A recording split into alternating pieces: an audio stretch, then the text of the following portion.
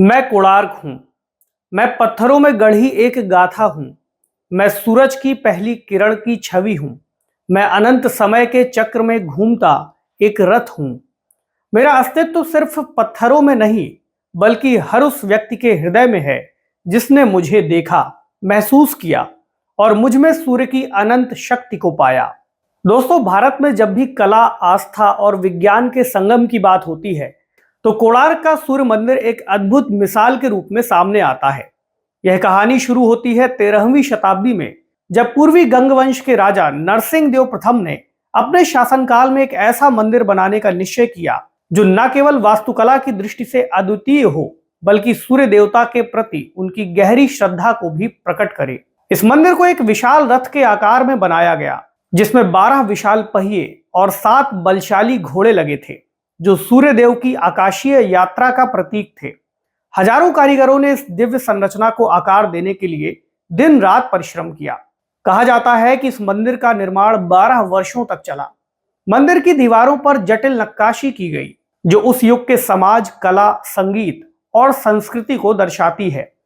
यह मंदिर केवल एक धार्मिक स्थल नहीं था, बल्कि एक खगोलीय चमत्कार भी था। ऐसा कहा जाता है कि सूर्योदय के समय सूर्य की पहली किरण यहाँ के मुख्य देव की प्रतिमा पर पड़ती थी और पूरा मंदिर स्वर्णिम प्रकाश में नहा उठता था। लेकिन इस दिव्यता को नष्ट करने के लिए कई आक्रमणकारियों की इस पर लगातार नजर पड़ती रही। नमस्कार साथियों, बहुत बहुत स्वागत है आपका हमारे इस चैनल पर।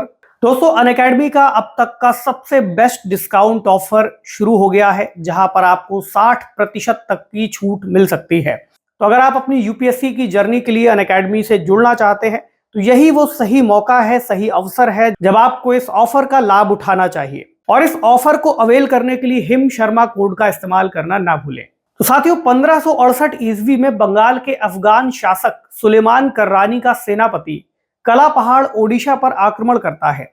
कला पहाड़, जो पहले हिंदू था, इस्लाम अपनाने के बाद हिंदू मंदिरों का कट्टर विरोधी हो जाता है। उसने पुरी के जगन्नाथ मंदिर, लिंगराज मंदिर और कोणार्क के सूर्य मंदिर को नष्ट करने का प्रण लिया था। कहा जाता है कि उसने सबसे पहले कोणार्क मंदिर में जो मुख्य देवता हैं उनकी प्रतिमा को तोड़ने की कोशिश की थी। ऐसा करने के क्रम में वह मंदिर के गर्भगृह तक पहुंच गया और मूर्ति को अपवित्र कर उसने उसे समुद्र में फेंक दिया। मंदिर के ऊपरी शिखर को भी तोड़ दिया, जिससे यह संरचना कमजोर होती चली गई। स्थानीय लोगों ने मंदिर को बचाने का प्रयास किया, लेकिन वे शक्तिशाली सेना के सामने असहाय थे। मंदिर की दिव्यता धूमिल हो गई, लेकिन इसकी आत्मा अभी भी जीवित थी। 17वीं शताब्दी में मुगल शासक औरंगजेब ने भारत के कई प्राचीन मंदिरों को नष्ट करने का आदेश दिया। इसी सूची में कोणार्क का सूर्य मंदिर भी शामिल था। लेकिन इस बार किस्मत ने मंदिर का साथ दिया।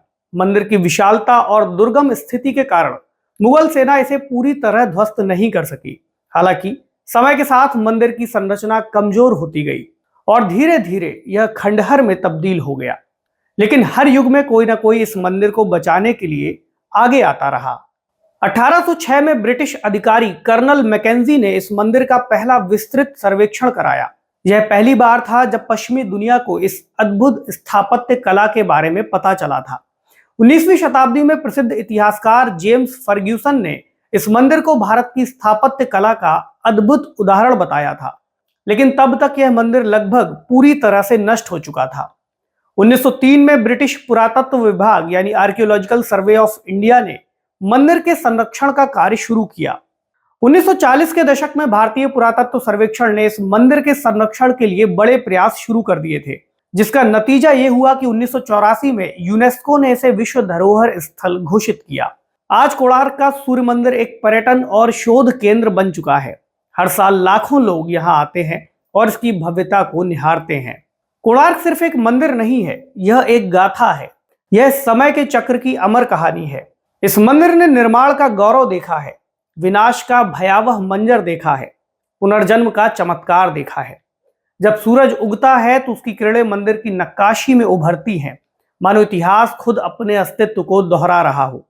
यह मंदिर सिर्फ पत्थरों से नहीं बना, बल्कि इसमें सदियों की भक्ति, विज्ञान, कला और संघर्ष की कहानियां छिपी हैं। जब तक यह सूर्य आकाश में चमकता रहेगा, तब तक कोणार्क का यश भी अमर रहेगा।